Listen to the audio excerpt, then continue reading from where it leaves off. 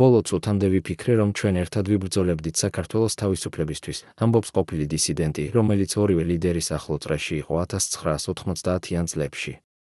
მისი ხელები დღესაც კანკალებს, როცა იმ დღეებზე საუბრობს. მაგრამ ერთ დილას გავიღვიძე და მივხვდი, რომ ჩვენი ორი ლიდერი ერთმანეთს უფრო სცულდნენ, ვიდრე საბჭოთა რეჟიმი. როგორ მოხდა ეს? როდის გადაიქცა ძმობა სიძულვილად? და რატომ არავინ ვერ შეაჩერა ეს კატასტროფა, რომელმაც მთელი ქვეყანა გაანადგურა? ამ საღამოს სამი ყოფილი თანამებრძოლი პირველად საუბრობს იმ სიმართლეზე, რომელიც 30 წლის განმავლობაში მალავდნენ. მათი ამბავი შეცვლის ყველაფერს, რასაც ფიქრობდით, რომ იცოდით გიას და ზვიადის ურთიერთობის შესახებ. რა იყო ნამდვილი მიზეზი მათი მტრობის? ვინ დაიწყო პირველმა? და რატომ არავინ ვერ გაჩერდა, როცა ნათელი გახდა, რომ ეს დაპირისპირება საქართველოს სისხლში ჩააძირებდა?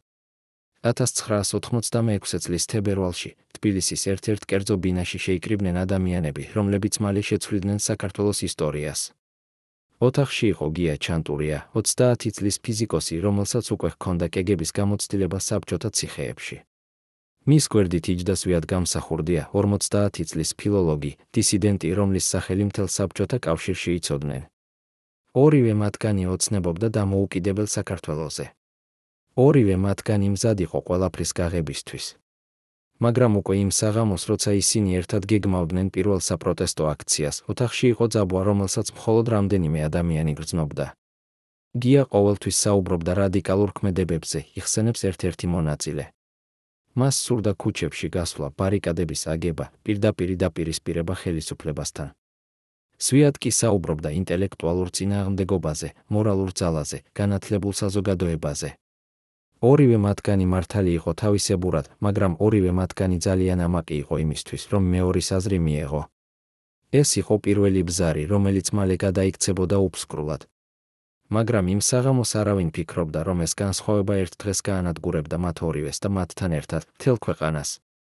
რა მოხდა იმ ბინაში, რაც არავის უთქვამს 30 წლის განმავლობაში? რა სიტყვები გაითქვა, რომლებმაც დაიწყო ეს ტრაგედია? გია ჩანტურია იყო ადამიანი, რომელიც არასოდეს ეშინოდა. მისი ბავშვობა გაიარა თბილისის ღარიბ უბანში, სადაც ბიჭები სწავლობდნენ ბრძოლას უფრო ადრე, ვიდრე კითხვას. მისი მამა იყო მუშა, დედა მასწავლებელი, რომელიც ოცნებობდა, რომ შვილი ინტელიგენტი გამოვიდოდა. გია კი გაიზარდა ორ სამყაროს შორის, ქუჩის სიმკაცრესა და წიგნების სიბრძნეს შორის. როცა მან შევიდა თბილისის უნივერსიტეტში ფიზიკის ფაკულტეტზე, პროფესორები გაოცებულები იყვნენ მისი ინტელექტით. მაგრამ გია არ აინტერესებდა აკადემიური კარიერა. მას აინტერესებდა სამართლიანობა. 1984 წელს, როცა მან პირველად გაბედა საბჭოთა სისტემის საჯაროდ გააკრიტიკება, მას დააპატიმრეს. ციხეში გაატარა 6 თვე, მაგრამ არ შეშინებულა. ზვიად გამსახურდია იყო სულ სხვა ადამიანი. მისი მამა იყო ცნობილი მწერალი კონსტანტინე გამსახურდია, რომელიც საბჭოთა ინტელიგენციის ელიტას ეკუთვნოდა. ზვიადი გაიზარდა წიგნებსა და ინტელექტუალურ დისკუსიებში. მან დაამთავრა ფილოლოგიის ფაკულტეტი და დაიწყო მუშაობა მთარგმნელად.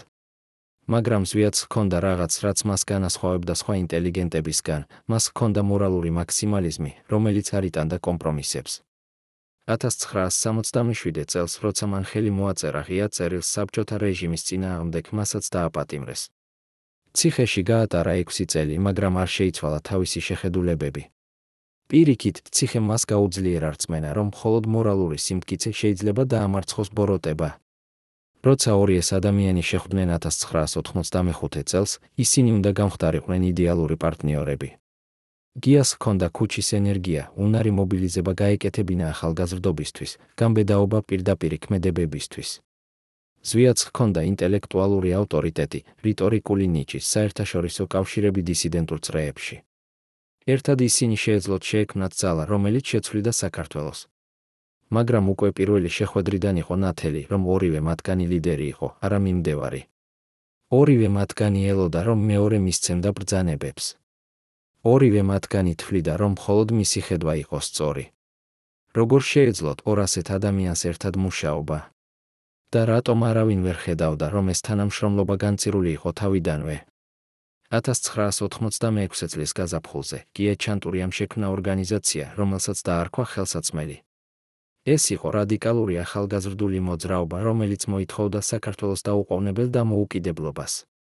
მათი მეთოდები იყო აგრესიული, ქუჩის აქციები, ვარიკადები, პირდაპირ დაპირისპირება მილიციასთან. გია თვლიდა, რომ მხოლოდ ძალა შეეძლო გაენადგურებინა საბჭოთა სისტემა.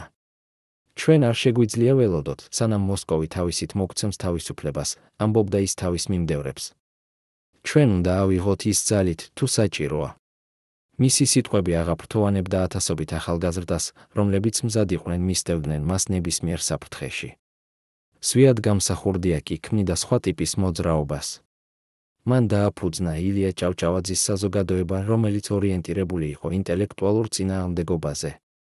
სვიადი საუბრობდა ქართული კულტურის აღორძინებაზე, ეროვნული იდენტობის შენარჩუნებაზე, მორალურ ღირებულებებზე.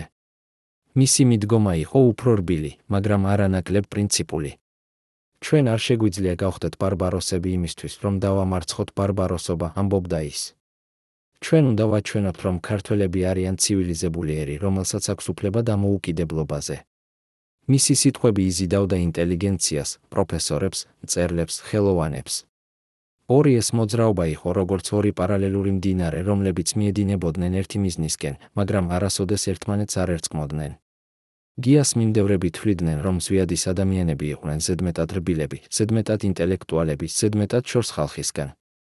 ზვიადის მიმდევრები კი თვლიდნენ, რომ გიას ადამიანები იყვნენ ზედმეტად აგრესიულები, ზედმეტად უგანათლებლები, ზედმეტად საშიში. ეს უნდობლობა იზრდებოდა ყოველი დღით. მაგრამ ჯერ კიდევ არავინ ფიქრობდა, რომ ეს განხეთქილება გადაიქცებოდა ღია მტრობად. რა მოხდა, რომ ორი ეს მოძრაობა, რომლებიც უნდა ებრძოლათ ერთად საბჭოთა რეჟიმს, დაიწყეს ერთმანეთის წინააღმდეგ ბრძოლა. 1987 წლის აპრილში მოხდა მოვლენა, რომელმაც შეცვალა ყველაფერი. თბილისში დაიწყო მასობრივი საპროტესტო აქციები საქართველოს დამოუკიდებლობის მოთხოვნით. ათასობით ადამიანი შეიკრიბა რუსთაველის გამზირზე.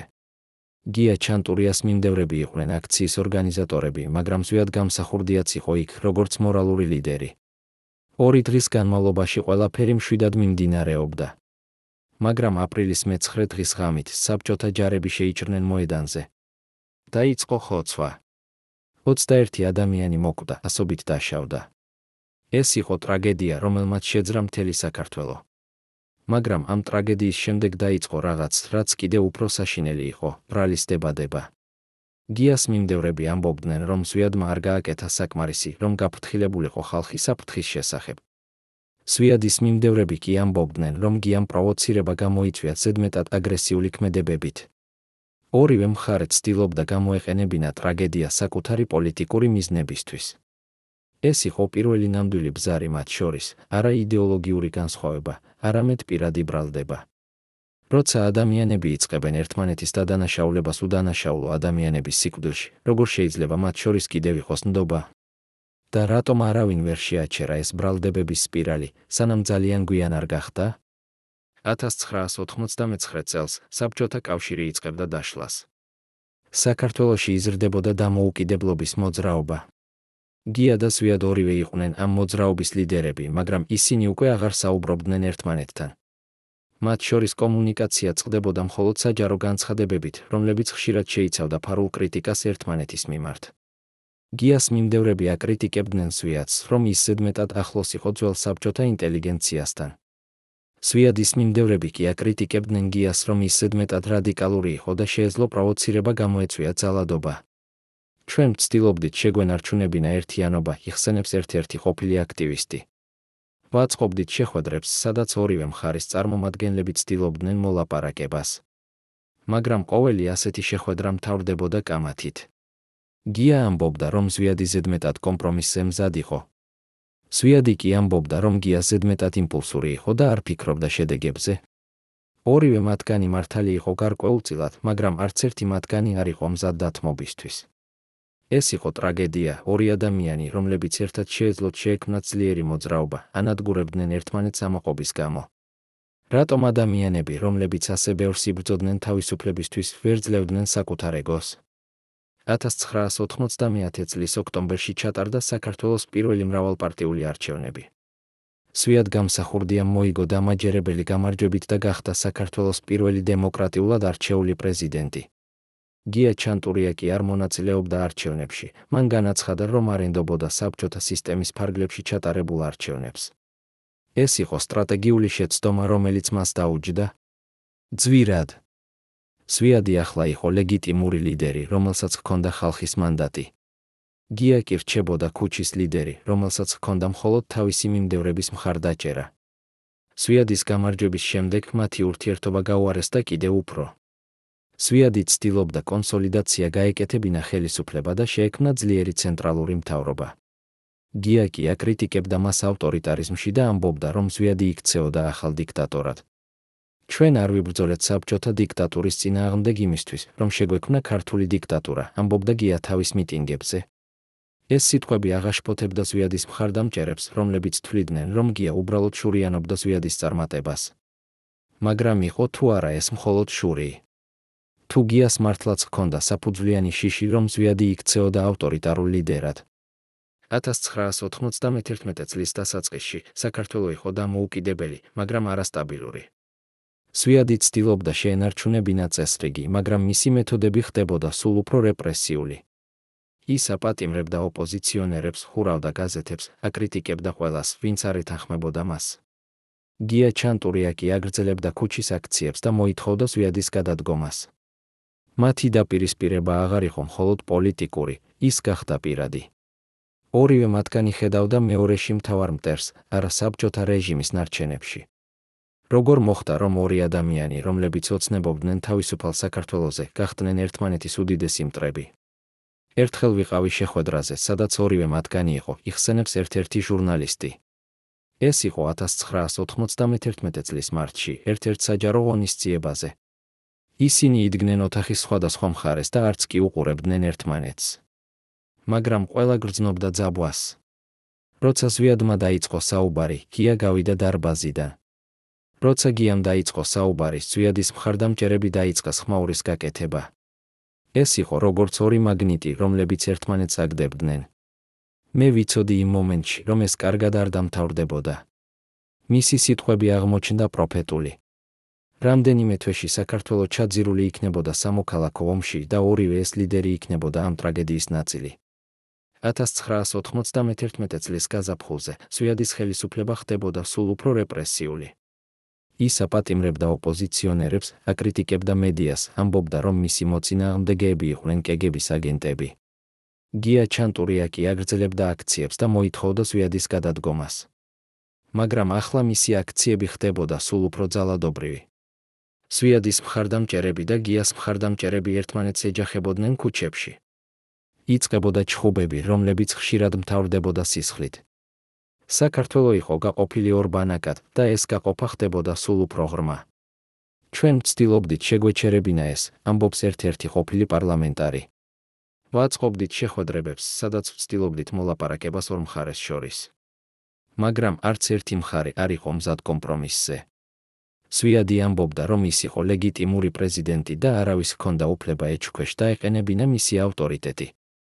გია კი ამბობდა, რომ სვიადი იყო ტირანი და უნდა გადაეყენებინათ ძალით, თუ საჭირო იყო. ორივე მათგანი იყო ჩაკეტილი თავის პოზიციაზე. არავინ არ იყო მზად პირველმა გადადგომა გაეკეთებინა. ეს სიტყვები აჩვენებს ტრაგედიის არსს, ორი ამაკი ადამიანი, რომლებიც ვერ ძლევდნენ საკუთარ ეგოს, ანადგურებდნენ ქვეყანას, რომლის გადარჩენისთვისაც იბრძოდნენ. 1991 წლის სექტემბერში დაიწყო სამოქალაქო ომი. ოპოზიციამ, რომელშიც გია ჩანტურია იყო ერთ-ერთი ლიდერი, შექმნა შეიარაღებული ჯგუფები და დაიწყო ბრძოლა სვიადის ხელისუფლების წინააღმდეგ. სვიადი კი გამოიყენა ეროვნულ გვარდიას და სცადა ძალით ჩაეხშოთ აჯანყება. თბილისის ქუჩებში გაისმოდა სროლა. ადამიანები კვდებოდნენ. ქვეყანა, რომელიც ახლახან მოიპოვა დამოუკიდებლობა, ანადგურებდა საკუთარ თავს. და ყველაფერი ამის მიზეზი იყო ორი ადამიანის უნარობა, რომ ერთმანეთთან ემუშავათ. როგორ შეეძლოთ მათ ეს? როგორ შეეძლოთ, რომ საკუთარი ამბიციები დაეყენებინათ ქვეყნის ინტერესებზე მაღლა? 1992 წლის იანვარში სვიად გამსახურდია გაიქცა თბილისიდან. მისი ხელისუფლება დამარცხდა. მაგრამ ეს არ იყო გამარჯვება საქართველოსთვის, ეს იყო ტრაგედია. ქვეყანა იყო დანგრეული, ეკონომიკა განადგურებული, ხალხი გაყოფილი. გია ჩანტურია კი, რომელიც იბრძოდა ზვიადის წინააღმდეგ, ახლა აღმოჩნდა ახალი ხელისუფლების ოპოზიციაში. მან არ მიიღო ის, რაც მოვიდა ზვიადის შემდეგ. მან განაგრძო ბრძოლა, მაგრამ ახლა უკვე სხვა მტრების წინააღმდეგ. მისი ცხოვრება იყო უწყვეტი ბრძოლა, რომელმაც საბოლოოდ მიიყვანა ის ტრაგიკულ დასასრულამდე. როცა ვფიქრობ იმ წლებზე, მე უგრძნობ მწუხარებას, ამბობს ერთ-ერთი ყოფილი აქტივისტი. ორივე მათგანი იყო გამორჩეული ადამიანები. ორივე მათგანს ჰქონდა ხედვა თავისუფალი საქართველოსთვის. ორივე მათგანი იყო მზად გაეღოთ ყველაფერი ამ ხედვისთვის. მაგრამ ისინი ვერ ძლევდნენ ერთმანეთს. ისინი ვერ ხედავდნენ, რომ მათი მთავარი მტერი არ იყო ერთმანეთი, არამედ ის ძალები, რომლებიც სურდათ საქართველოს დაშლა. და ამ უნარობამ დაჯდა ძვირად არა მხოლოდ მათ, არამედ მთელ ქვეყანას. ეს სიტყვები შეიცავს მთავარ გაკვეთილს ამ ისტორიიდან, როცა ლიდერები აყენებენ პირად ამბიციებს ქვეყნის ინტერესებზე მაღლა, ყველა კარგავს. მაგრამ რატომ ადამიანები არ სწავლობენ ამ გაკვეთილს? რატომ ისტორია მეორდება ისევ და ისევ? 1992 წლის შემდეგ საქართველოში მოვიდა ახალი ხელისუფლება. ედუარდ შევარდნაძე, ყოფილი საბჭოთა საგარეო საქმეთა მინისტრი, დაბრუნდა საქართველოში და გახდა ახალი ლიდერი. გია ჩანტურია თავიდან მხარს უჭერდა მას, იმედოვნებდა, რომ შევარდნაძე მოიტანდა სტაბილურობას. მაგრამ მალე მან დაინახა, რომ შევარდნაძეც ქმნიდა ავტორიტარულ სისტემას. გია კვლავ გადავიდა ოპოზიციაში და განაგრძო ბრძოლა. მისი ცხოვრება იყო უწყვეტი ბრძოლა, რომელიც არასოდეს მთავრდებოდა გამარჯვებით. ის იყო ადამიანი, რომელიც ვერასოდეს ეგუებოდა, ვერასოდეს აკეთებდა კომპრომისს, ვერასოდეს წყვეტდა ბრძოლას. ეს იყო მისი ძალა, მაგრამ ეს იყო მისი სისუსტეც. სვიად გამსახურდია კი, რომელიც გაიქცა თბილისიდან, დაბრუნდა დასავლეთ საქართველოში და სცადა ხელისუფლების დაბრუნება. მან შექმნა შეიარაღებული ჯგუფები და დაიწყო პარტიზანული ომი ახალი ხელისუფლების წინააღმდეგ. მაგრამ მისი ძალები იყვნენ სუსტები და დეზორგანიზებულები. 1993 წლის ბოლოს სვიადი მოკვდა დასავლეთ საქართველოში გაურკვეველ გარემოებებში. ოფიციალური ვერსია ამბობდა, რომ ის მოიკლა თავი. მისი მხარდამჭერები კი ამბობდნენ, რომ ის მოკლეს. სიმართლე დღემდე უცნობია. მაგრამ ერთი რამ ნათელია, სვიადის ცხოვრება დამთავრდა ტრაგედიით, ისევე როგორც მისი ურთიერთობა გიასთან. გია ჩანტურია განაგრძობდა ბრძოლას კიდევ რამდენიმე წელი. ის იყო ოპოზიციის ერთ-ერთი ყველაზე ხმამაღალი ხმა, რომელიც აკრიტიკებდა შევარდნაძის ხელისუფლებას კორუფციაში, ავტორიტარიზმში, ქვეყნის ინტერესების ღალატში. მისი სიტყვები იყო მკვეთრი და უკომპრომისო. ის არასოდეს ეშინოდა საფრთხის. მაგრამ ეს უშიშრობა საბოლოოდ დაუჯდა ძვირად. 1995 წლის დეკემბერში გია ჩანტურია მოკლეს თბილისში, გაურკვეველ გარემოებებში. ოფიციალური ვერსია ამბობდა, რომ ეს იყო საავტომობილო ავარია. მისი მხარდამჭერები კი ამბობდნენ, რომ ეს იყო პოლიტიკური მკვლელობა. სიმართლე კვლავ უცნობია. მაგრამ ერთი რამ ნათელია, გიას ცხოვრებაც დამთავრდა ტრაგედიით. ორი ეს ადამიანი, რომლებიც ოცნებობდნენ თავისუფალ საქართველოზე, ორივე მოკვდნენ ძალადობრივად, ორივე დატოვეს ქვეყანა, რომელიც ჯერ კიდევ იბრძოდა სტაბილურობისთვის. მათი დაპირისპირება იყო ერთ-ერთი ყველაზე ტრაგიკული ეპიზოდი საქართველოს თანამედროვე ისტორიაში. ეს იყო ისტორია ორი გამორჩეული ადამიანის შესახებ, რომლებმაც ვერ ძლიეს საკუთარი ამაყობა და ამით დააზიანეს არა მხოლოდ საკუთარი თავი, არამედ მთელი ქვეყანა. რა გაკვეთილს გვაძლევს ეს ისტორია? როგორ შეგვიძლია თავიდან ავიცილოთ ასეთი ტრაგედიები მომავალში? და რატომ ჩვენ, როგორც საზოგადოება, ვაგრძელებთ იმავე შეცდომების გამეორებას, რომლებიც უკვე ერთხელ გვიჯდა ასე ძვირად? 1991 წლის ზაფხულში თბილისის ქუჩებში ატმოსფერო იყო დაძაბული, როგორც არასოდეს. სვიად გამსახურდიას ხელისუფლება ცდილობდა კონტროლის შენარჩუნებას, მაგრამ ყოველი დღით ხდებოდა სულ უფრო რთული. გია ჩანტურიას მხარდამჭერები აწყობდნენ აქციებს თითქმის ყოველ დღე. სვიადის მხარდამჭერები კი პასუხობდნენ კონტრაქციებით.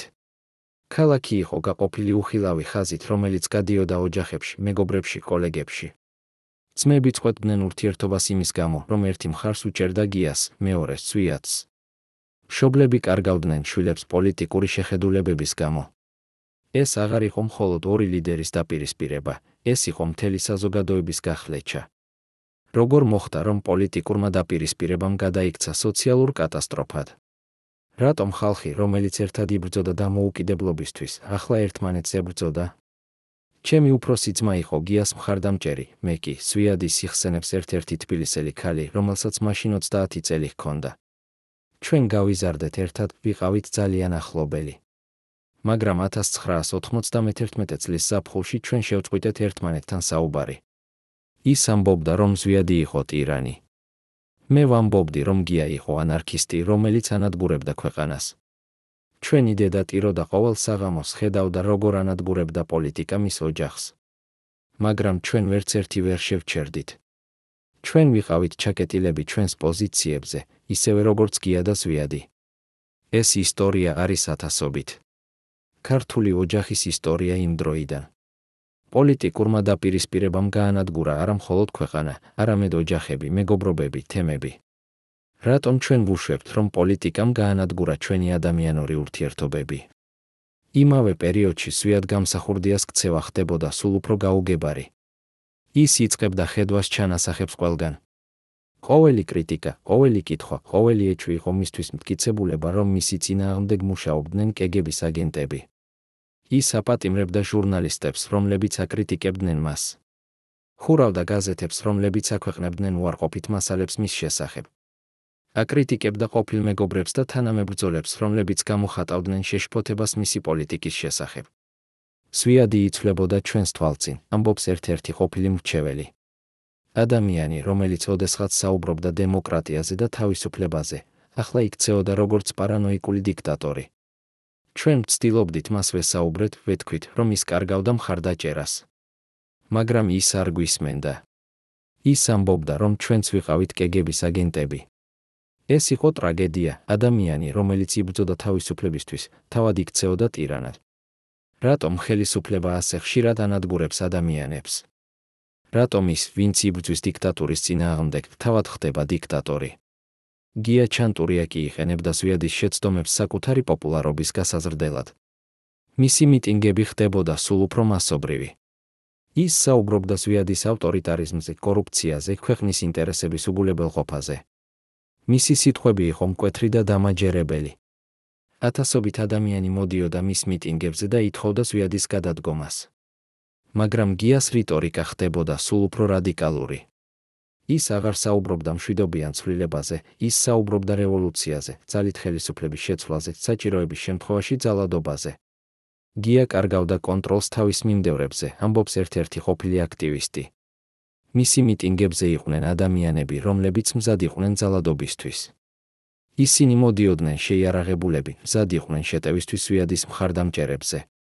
გია ცდილობდა მათ შეეჩერებინა, მაგრამ ის აღარ აკონტროლებდა სიტუაციას. ეს იყო საშიში მომენტი, როცა პოლიტიკური მოძრაობა იქცევა ძალადობრივ ბრბოდ, რომელსაც თავად ლიდერებიც ვერ აკონტროლებენ. როგორ შეიძლება ლიდერებმა დაკარგონ კონტროლი მათ მიმდევრებზე? და რა ხდება, როცა ეს მოხდება? 1991 წლის აგვისტოში მოხდა ინციდენტი, რომელმაც კიდევ უფრო გააღრმავა ოფსკრული ორბანაკს შორის. თბილისის ცენტრში რუსთაველის გამზირზე შეხვდნენ ორი ჯგუფი, გიას მხარდამჭერები და ზვიადის მხარდამჭერები. თავიდან ყველაფერი იყო მშვიდი, ისინი უბრალოდ ყვიროდნენ ლოზუნგებს ერთმანეთის წინააღმდეგ. მაგრამ შემდეგ ვიღაცამ ისროლა ქვა. შემდეგ კიდევ ერთმა. შემდეგ დაიწყო ჩხუბი. ადამიანები ერთმანეთს ურტყამდნენ ხელებით, ფეხებით, ჯოხებით. მილიცია ცდილობდა მათ გაეყოფა, მაგრამ ვერ ახერხებდა. ჩხუბი გაგრძელდა რამდენიმე საათის განმავლობაში. ბოლოს, როცა ყველაფერი დამთავრდა, იატაკზე იწვა 30-ზე მეტი დაჭრილი ადამიანი. 2 ადამიანი მოკვდა. ეს იყო პირველი სისხლი, რომელიც დაიღوارა გიასა და ზვიადის დაპირისპირებაში. მაგრამ ეს არ იქნებოდა ბოლო. მე ვიყავი იქ იმ დღეს, იხსენებს ერთ-ერთი მოწმე. ვიდექი გვერდით და ვუყურებდი, როგორ ერთმანეთს ურტყამდნენ ადამიანები, რომლებიც ერთ წელს ადრე ერთად იდგნენ რუსთაველზე და ითხოვდნენ დამოუკიდებლობას. ახლა ისინი ერთმანეთს კლავდნენ. მე ვტიროდი. არა იმიტომ, რომ მეშინოდა, არამედ იმიტომ, რომ ხედავდი, როგორ ანადგურებდა ჩვენი ქვეყანა საკუთარ თავს. ვიცოდი, რომ ეს იყო მხოლოდ დასაწყისი. ვიცოდი, რომ უარესი მოვიდოდა. მისი სიტყვები იყო პროფეტული. რამდენიმე კვირაში საქართველო ჩაძირული იქნებოდა სრულ ქაოსში. მაგრამ იმ მომენტში არავინ არ იყო მზად შეეჩერებინა ეს. არც გია, არც ზვიადი, არც მათი მიმდევრები. ყველა იყო ჩაკეტილი თავის პოზიციაზე, მზად იყო წასვლისთვის ბოლომდე. რატომ ადამიანები ვერ ჩერდებიან, როცა ხედავენ, რომ მათი ქმედებები მიჰყავს კატასტროფისკენ? იმავე პერიოდში საქართველოს შიგნით იყო კიდევ ერთი კონფლიქტი, რომელიც ართულებდა სიტუაციას, სეპარატისტული მოძრაობები აფხაზეთსა და სამხრეთ ოსეთში. სვიად გამსახურდია ცდილობდა ძალით ჩაეხშოთ ეს მოძრაობები, მაგრამ ეს მხოლოდ აძლიერებდა ძაბვას. გია ჩანტურია აკრიტიკებდა სვიადის მიდგომას და ამბობდა, რომ ის პროვოცირებდა ეთნიკურ კონფლიქტებს. მაგრამ გიასაც არ ჰქონდა ნათელი გადაწყვეტა ამ პრობლემებისთვის. ორივე მათგანი იყო ჩაკეტილი ნაციონალისტურ რიტორიკაში, რომელიც არ იძლეოდა სივრცეს კომპრომისისთვის უმცირესობებთან. ეს იყო ერთ-ერთი ყველაზე დიდი შეცდომა იმ პერიოდის ლიდერების, ამბობს ერთ-ერთი ისტორიკოსი. ისინი ვერ ხედავდნენ, რომ საქართველოს მომავალი დამოკიდებული იყო იმაზე, თუ როგორ მოექცეოდნენ უმცირესობებს. ისინი ფიქრობდნენ მხოლოდ ქართული ნაციონალიზმის შესახებ და ეს გახდა ერთ-ერთი მიზეზი, რომ ქვეყანა დაკარგა აფხაზეთი და სამხრეთ ოსეთი. ეს იყო კიდევ ერთი ტრაგედია, რომელიც დაემატა გიასა და სვიადის დაპირისპირებას. როგორ შეიძლება ლიდერებმა იყვნენ ასე ბრმები საკუთარი ქმედებების შედეგების მიმართ? 1991 წლის სექტემბრის ბოლოს სვიად გამსახურდიამ გამოაცხადა საგანგებო მდგომარეობა. მან ამბობდა, რომ ქვეყანაში იყო გადატრიალების მცდელობა და მას სჭირდებოდა განსაკუთრებული უფლებამოსილებები წესრიგის შესანარჩუნებლად. ეს გადაწყვეტილება გახდა კატალიზატორი, რომელმაც დააჩქარა მოვლენები. ოპოზიცია, რომელშიც გია ჩანტურია იყო ერთ-ერთი ლიდერი, გამოაცხადა, რომ ისინი არ აღიარებდნენ საგანგებო მდგომარეობას და მოუწოდა ხალხს გამოსულიყო ქუჩებში. თბილისში დაიწყო მასობრივი აქციები. ათასობით ადამიანი შეიკრიბა რუსთაველის გამზირზე და მოითხოვდა სვიადის გადადგომას. სვიადმა კი გამოიყენა ეროვნული გვარდია და სცადა ძალით გაეშალა აქცია. დაიწყო შეტაკებები, რომლებიც გრძელდებოდა რამდენიმე დღის განმავლობაში. ეს იყო ქაოსი, იხსენებს ერთ-ერთი ჟურნალისტი, რომელიც აშუქებდა იმ მოვლენებს. ქუჩებში იყო ბარიკადები, სროლა, ძალადობა. ადამიანები იმალებოდნენ სახლებში, ეშინოდათ გამოსვლა. მაღაზიები იყო დახურული, ტრანსპორტი არ მუშაობდა, ელექტროენერგია ხშირად გაითიშებოდა. ეს იყო როგორც ომის ზონა. და ყველაფერი ამის მიზეზი იყო ორი ადამიანის უნარობა, რომ ერთმანეთთან ემუშავათ. მისი სიტყვები აჩვენებს, თუ როგორ პოლიტიკური დაპირისპირება იქცევა ჰუმანიტარულ კატასტროფად. როცა ლიდერები ებრძვიან ხელისუფლებისთვის, ჩვეულებრივი ადამიანები იტანჯებიან. მაგრამ რატომ ჩვენ, როგორც საზოგადოება, ვუშვებთ ამას? რატომ ჩვენ არ ვითხოვთ ჩვენი ლიდერებისგან პასუხისმგებლობას? ოქტომბრის დასაწყისში ოპოზიციამ შექმნა სამხედრო საბჭო, რომელიც უნდა ეხელმძღვანელა შეიარაღებულ ბრძოლას სვიადის ხელისუფლების წინააღმდეგ. გია ჩანტურია იყო ამ საბჭოს ერთ-ერთი წევრი. ისინი დაიწყეს იარაღის შეგროვება და მებრძოლების მობილიზება. სვიადმა კი გამოიყენა ეროვნული გვარდია და სცადა ძალით ჩაეხშოთ აჯანყება. თბილისის სხვადასხვა უბანში დაიწყო შეიარაღებული შეტაკებები. ადამიანები კვდებოდნენ ყოველ დღე. ქალაქი იყო გაყოფილი ფრონტის ხაზებით. ერთ უბანში მართავდა სვიადის ძალები, მეორეში ოპოზიციის ძალები. ეს იყო სამოქალაქო ომი, რომელიც მიმდინარეობდა დედაქალაქის ქუჩებში. როგორ მოხდა, რომ ქვეყანა, რომელიც ახლახან მოიპოვა დამოუკიდებლობა, ჩაძირული იყო სამოქალაქო ომში? რატომ ჩვენი ლიდერები ვერ ხედავდნენ, რომ ისინი ანადგურებდნენ იმას, რისთვისაც იბრძოდნენ? იმავე პერიოდში საერთაშორისო საზოგადოება ცდილობდა ჩარევას და შეეჩერებინა ძალადობა. რუსეთი, რომელიც ჯერ კიდევ ჰქონდა ძალები საქართველოში, ცდილობდა გამოეყენებინა ეს სიტუაცია საკუთარი ინტერესებისთვის. დასავლეთის ქვეყნები კი გამოხატავდნენ შეშფოთებას, მაგრამ არ იყვნენ მზად რეალური ჩარევისთვის. საქართველო იყო მარტო თავის პრობლემებთან. ჩვენ ველოდით, რომ საერთაშორისო საზოგადოება დაგვეხმარებოდა, ამბობს ერთ-ერთი ყოფილი დიპლომატი. მაგრამ არავინ არ მოვიდა. ყველა იყო დაკავებული საკუთარი პრობლემებით. საბჭოთა კავშირი იშლებოდა, რუსეთი იყო ქაოსში, დასავლეთს არ აინტერესებდა პატარა კავკასიური ქვეყანა. ჩვენ ვიყავით მარტო. ეს იყო კიდევ ერთი ტრაგედია, პატარა ქვეყანა, რომელიც ებრძოდა გადარჩენისთვის, მიტოვებული იყო საერთაშორისო საზოგადოების მიერ. რატომ დიდი ქვეყნები იგნორირებენ პატარა ქვეყნების ტრაგედიებს? და რა შედეგები მოაქვს ამ იგნორირებას? ნოემბრის შუა რიცხვებში ბრძოლა გახდა განსაკუთრებით ინტენსიური. ოპოზიციის ძალები, რომლებშიც იყვნენ გიას მიმდევრები, დაიწყეს შეტევა სამთავრობო შენობებზე. სვიადის ძალები კი იცავდნენ პოზიციებს. თბილისის ცენტრში გაისმოდა ავტომატების სროლა, ხანდახან ქვემეხების ხმა. ადამიანები იმალებოდნენ სარდაფებში, ეშინოდათ გამოსვლა ქუჩაში. საკვების მარაგები იწურებოდა, წყალი და ელექტროენერგია ხშირად არ იყო. ქალაქი იყო ჰუმანიტარული კატასტროფის ზღვარზე. ჩემი შვილები მეკითხებოდნენ, რატომ ხდებოდა ეს, იხსენებს ერთ-ერთი დედა. მე არ ვიცოდი, რა მეთქვა მათთვის. როგორ ავუხსნა 6 წლის ბავშვს, რომ მოზრდილი ადამიანები კლავდნენ ერთმანეთს იმიტომ, რომ ვერ ეთანხმებოდნენ ერთმანეთს? როგორ ავუხსნა, რომ ჩვენი ქვეყანა, რომელიც ახლახან გახდა თავისუფალი, ახლა ანადგურებდა საკუთარ თავს? ეს კითხვები არის ის კითხვები, რომლებსაც ათასობით ქართველი მშობელი უსვამდა საკუთარ თავს იმ დროს. და ეს კითხვები რჩება აქტუალური დღესაც. დეკემბრის დასაწყისში სვიადის პოზიცია გახდა სულ უფრო სუსტი. მისი ძალები კარგავდნენ პოზიციებს. მისი მხარდამჭერები იწყებდნენ მის მიტოვებას. ზოგიერთი მათგანი გადადიოდა ოპოზიციის მხარეს, ზოგიერთი კი უბრალოდ ტოვებდა ბრძოლას და ბრუნდებოდა სახლში. სვიადი იყო იზოლირებული პრეზიდენტის სასახლეში, გარშემორტყმული მცირე ჯგუფით ერთგული მხარდამჭერებით. მაგრამ ის არ აპირებდა დანებებას. ის აგრძელებდა ბრძოლას, თუნდაც ეს იყო უიმედო. სვიადი იყო ადამიანი, რომელიც არასოდეს ნებდებოდა, ამბობს ერთ-ერთი მისი ყოფილი მრჩეველი. ეს იყო მისი ძალა, მაგრამ ეს იყო მისი სისუსტეც. ის ვერ ხედავდა, როცა ბრძოლა იყო წაგებული.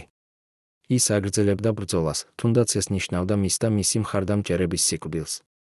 ეს იყო ტრაგიკული თვისება, რომელიც ახასიათებდა ორივე ლიდერს, გიასაც და ზვიადსაც. ორივე მათგანი იყო ადამიანი, რომელიც არასოდეს ნებდებოდა, არასოდეს აკეთებდა კომპრომისს, არასოდეს წყვეტდა ბრძოლას. ეს იყო მათი ძალა, მაგრამ ეს იყო მათი და მთელი ქვეყნის ტრაგედია. დეკემბრის 22 დღეს ოპოზიციის ძალებმა დაიწყეს საბოლოო შეტევა პრეზიდენტის სასახლეზე. ბრძოლა გრძელდებოდა მთელი დღის განმავლობაში. სვიადის ძალები ცდილობდნენ წინააღმდეგობას გაეციათ, მაგრამ ისინი იყვნენ რიცხობრივად და შეიარაღებით უფრო სუსტები. საღამოს როცა გახდა ნათელი, რომ ბრძოლა იყო წაგებული, სვიადმა გადაწყვიტა გაქცევა. ის გავიდა სასახლიდან საიდუმლო გვირაბით და გაიქცა დასავლეთ საქართველოში, სადაც მას ჯერ კიდევ ჰყავდა ერთგული მხარდამჭერები. ეს იყო დასასრული ზვიადის ხელისუფლებისა. მაგრამ ეს არ იყო დასასრული ტრაგედიისა. პირიქით, ეს იყო მხოლოდ დასაწყისი ახალი ფაზისა, რომელიც იქნებოდა კიდევ უფრო სისხლიანი და ტრაგიკული. რა მოხდებოდა შემდეგ? როგორ განაგრძობდნენ გია და ზვიადი თავიანთ დაპირისპირებას? და რა ფასი გადაიხდიდა საქართველო ამ დაპირისპირებისთვის? 1992 წლის იანვრის პირველ დღეებში თბილისი იყო დანგრეული ქალაქი. ქუჩებში იწვა ნამსხვრევები, შენობების კედლები იყო დახვრეტილი ტყვიებით, ზოგიერთი სახლი მთლიანად დამწვარი. მაგრამ ყველაზე საშინელი იყო არა ფიზიკური დანგრევა, ყველაზე საშინელი იყო ის, რაც მოხდა ადამიანების გულებში. ქალაქი იყო გაყოფილი ღრმა ბზარით, რომელიც არ იხურებოდა 10 წლეულების განმავლობაში. სვიადის მხარდამჭერები ამბობდნენ, რომ მოხდა სახელმწიფო გადატრიალება, რომ ლეგიტიმური პრეზიდენტი დამხობილ იქნა ძალით. გიას მხარდამჭერები კი ამბობდნენ, რომ ხალხმა გაანადგურა დიქტატურა და გადაარჩინა დემოკრატია. ორივე მხარე თვლიდა, რომ მართალი იყო. ორივე მხარე თვლიდა, რომ მეორე მხარე იყო ღალატი. ეს იყო ტრაგედია, რომელიც გაგრძელდებოდა კიდევ მრავალი წლის განმავლობაში. როგორ შეიძლება ქვეყანამ განიკურნოს ასეთი ღრმა ჭრილობები? როგორ შეიძლება ადამიანებმა, რომლებიც ხედავენ ერთმანეთში მტრებს, კვლავ ისწავლონ ერთად ცხოვრება? ჩემი მეზობელი, რომელთანაც 20 წელი ერთად ვცხოვრობდით, შეწყვიტა ჩემთან საუბარი, იხსენებს ერთ-ერთი თბილისელი კაცი. ის იყო სვიადის მხარდამჭერი, მე კი მხარს ვუჭერდი ოპოზიციას. იანვრის შემდეგ, როცა ხვდებოდით კიბეზე, ის თავს იხრიდა და გვერდს მიულიდა. ერთხელ ვსცადე მასთან საუბარი, ვუთხარი, რომ ჩვენ ვიყავით მეზობლები და არ უნდა გაგვეფუჭებინა ურთიერთობა პოლიტიკის გამო. მაგრამ მან მითხრა, შენ მხარი დაუჭირე მათ, ვინც დამხობა ჩვენი პრეზიდენტი. შენ ხელი მოაწერე ჩვენი ქვეყნის ღალატს. მე აღარ შემიძლია შენთან საუბარი. ამის შემდეგ ჩვენ აღარასოდეს ვისაუბრეთ ერთმანეთთან. ის გარდაიცვალა 1999 წელს და მე დღესაც ვინანებ, რომ ვერ შევძელი მასთან შერიგება. ეს ისტორია არის ათასობით ქართული ოჯახისა და მეგობრობის ისტორია. პოლიტიკამ გაანადგურა ის, რაც აშენებული იყო წლების განმავლობაში. რატომ ჩვენ ვუშვებთ, რომ პოლიტიკამ გაანადგურა ჩვენი ადამიანური ურთიერთობები? და როგორ შეგვიძლია თავიდან ავიცილოთ ეს მომავალში? იმავე პერიოდში სვიად გამსახურდია იყო დასავლეთ საქართველოში ზუგდიდის რაიონში, სადაც მას ჯერ კიდევ ჰყავდა ერთგული მხარდამჭერები. ის ცდილობდა ორგანიზება გაეკეთებინა წინააღმდეგობა და დაბრუნებულიყო ხელისუფლებაში.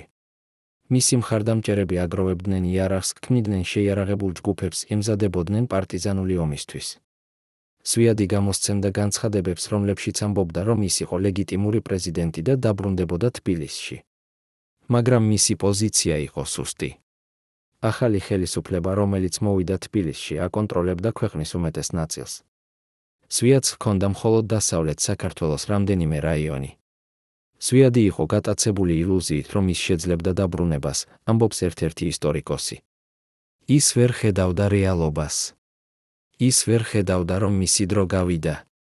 ის აგრძელებდა ბრძოლას, რომელიც უკვე იყო წაგებული.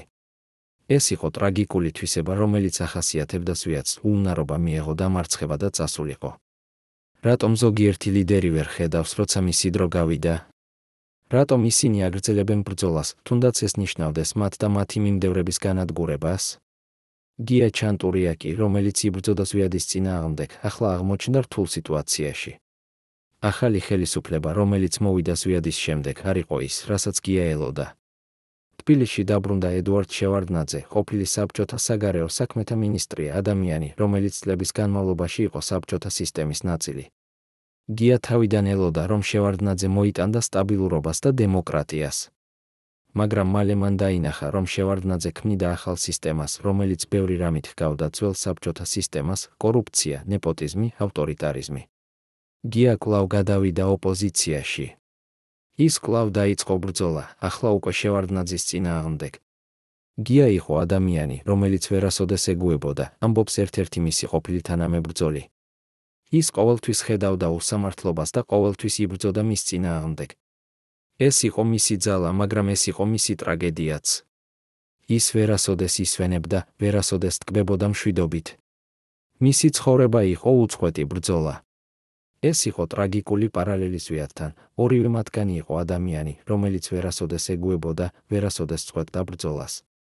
და ორივე მათგანის ცხოვრება დამთავრდა ტრაგედიით. 1992 წლის გაზაფხულზე და ზაფხულში დასავლეთ საქართველოში გრძელდებოდა დაძაბულობა. სვიადის მხარდამჭერები აგრძელებდნენ წინააღმდეგობას ახალი ხელისუფლების მიმართ.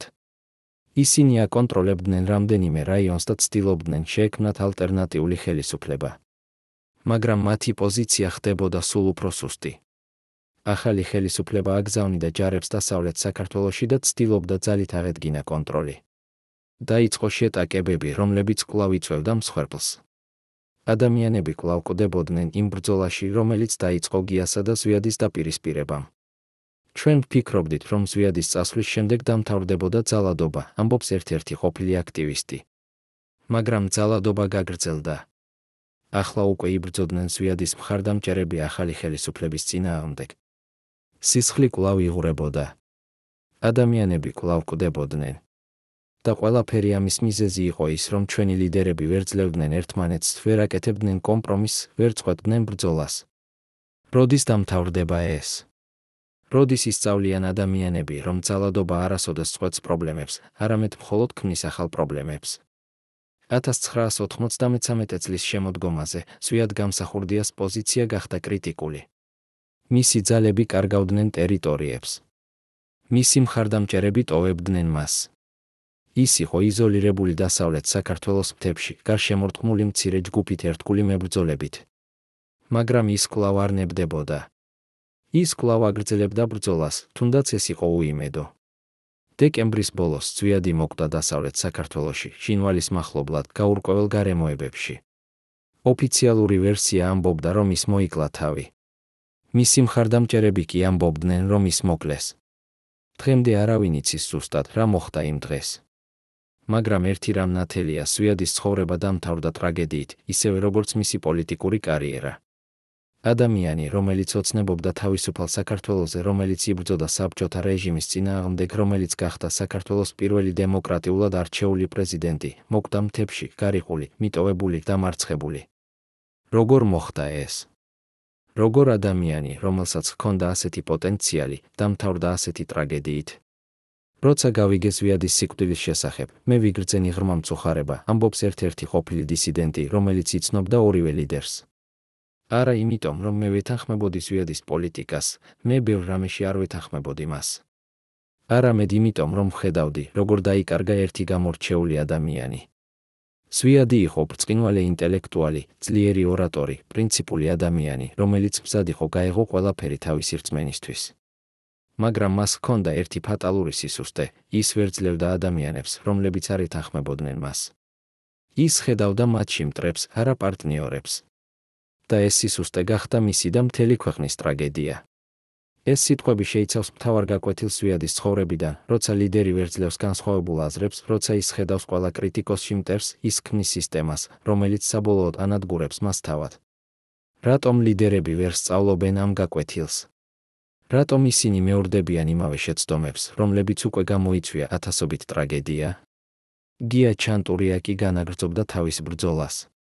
ზვიადის სიკვდილის შემდეგ ის გახდა ერთ-ერთი ყველაზე ხმამაღალი ოპოზიციონერი შევარდნაძის ხელისუფლების წინააღმდეგ.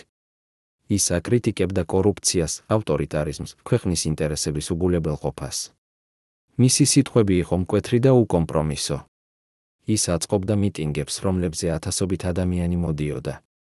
ის იყო ადამიანი, რომელიც არასოდეს ეშინოდა ხელისუფლების. მაგრამ ეს უშიშრობა იყო საშიში.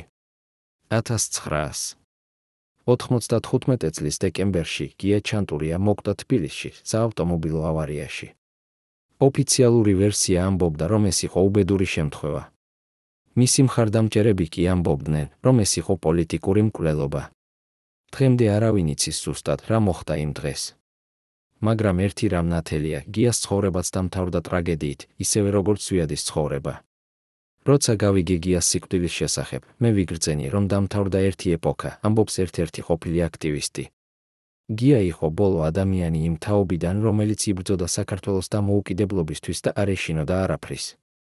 ის იყო ადამიანი, რომელიც არასოდეს აკეთებდა კომპრომისს, არასოდეს ყიდდა თავის პრინციპებს, არასოდეს წყვეტდა ბრძოლას. ეს იყო მისი ძალა, მაგრამ ეს იყო მისი ტრაგედიაც. ის ვერასოდეს ისწავლა, როგორ ემუშავა სისტემაში, როგორ გაეკეთებინა კომპრომისი, როგორ მიეღწია მიზნისთვის არა მხოლოდ ბრძოლით, არამედ დიპლომატიითაც. და ეს უნარობა გახდა მისი დასასრული. ეს სიტყვები შეიცავს მთავარ გაკვეთილს გიას ცხოვრებიდან, როცა ადამიანი არასოდეს აკეთებს კომპრომისს, როცა ის ხედავს მხოლოდ შავსა და თეთრს, არა ნაცრისფერს, ის ხდება ეფექტური როგორც კრიტიკოსი, მაგრამ არა როგორც შემქმნელი. რატომ ჩვენ ვაფასებთ მხოლოდ იმ ლიდერებს, რომლებიც არასოდეს აკეთებენ კომპრომისს? რატომ ჩვენ ვთვლით, რომ კომპრომისი არის სისუსტე, არა სიძლიერე? ორი ეს ადამიანი, გია ჩანტურია და ზვიად გამსახურდია, იყვნენ ორი ყველაზე გამორჩეული ფიგურა საქართველოს თანამედროვე ისტორიაში. ორივე მათგანი იბრძოდა საქართველოს თავისუფლებისთვის. ორივე მათგანი იყო მზად გაეღო ყველაფერი თავისი ხედვისთვის. ორივე მათგანი იყო პრინციპული, გამბედავი, უკომპრომისო. მაგრამ ორივე მათგანს ჰქონდა ფატალური სისუსტე, ისინი ვერ ძლევდნენ ერთმანეთს. ისინი ვერ ხედავდნენ, რომ მათი მთავარი მტერი არ იყო ერთმანეთი, არამედ ის ძალები, რომლებიც სურდათ საქართველოს დასუსტება და დაშლა. ისინი ხარჯავდნენ თავიანთ ენერგიას ერთმანეთთან ბრძოლაში, ნაცვლად იმისა, რომ ერთად ებრძოლათ საერთო მტრებს. და ეს იყო მათი და მთელი ქვეყნის ტრაგედია. რა გაკვეთილს გვაძლევს ეს ისტორია?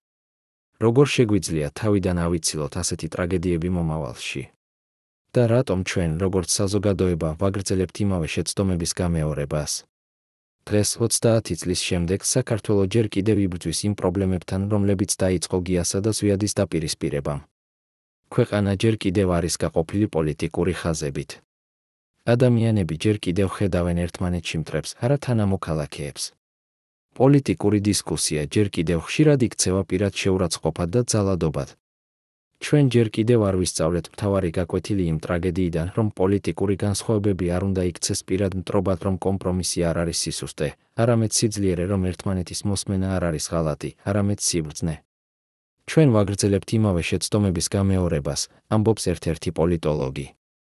ჩვენ ყოფთ ადამიანებს ჩვენებად და მათებად. ჩვენ ვხედავთ ყველა პოლიტიკურ ოპონენტში მტერს. ჩვენ ვფიქრობთ, რომ მხოლოდ ჩვენ ვართ მართლები და ყველა სხვა ცდება. ეს არის ზუსტად ის მენტალიტეტი, რომელმაც გამოიწვია გიასა და ზვიადის ტრაგედია. და თუ ჩვენ არ შევიცვლით ამ მენტალიტეტს, ჩვენ განმეორებთ იმავე ტრაგედიას. როდის ისწავლის საქართველო ამ გაკვეთილს? როდის შეწყვეტს ჩვენი საზოგადოება იმავე შეცდომების გამეორებას? და რა სჭირდება იმისთვის, რომ ჩვენ საბოლოოდ ვისწავლოთ ერთად ცხოვრება, მიუხედავად ჩვენი განსხვავებებისა?